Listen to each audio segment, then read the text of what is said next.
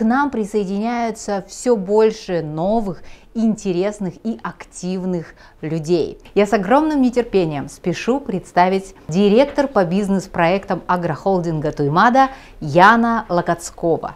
Мы заботимся о здоровье жителей нашей республики, в обеспечении населения качественной местной экологичной продукции, а кто, как не наши врачи, заботится об этом еще больше. И учитывая фактор, что картины будут нарисованы с использованием специальных красок, потом подарены медицинским учреждениям, тем самым мы выражаем благодарность нашим врачам за заботу о нашем здоровье. Мы предлагаем вам присоединиться ко встрече с владелицей сети французских пекарен Бонами Натальей Решетняк. Проект Кындыкан – это уникальный, на самом деле, проект. Это достояние, я считаю, нашей республики. Очень важная часть для каждого жителя нашего города – это развитие культуры северного народа.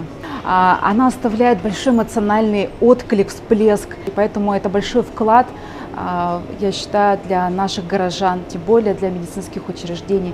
Конечно, эту акцию нужно поддерживать всем нам.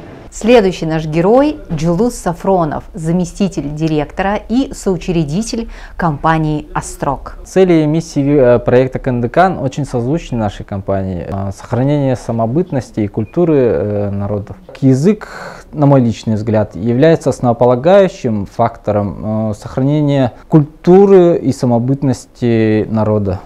Для меня лично примером является Яндекс.Переводчик. И хотелось бы, чтобы таких проектов было еще больше.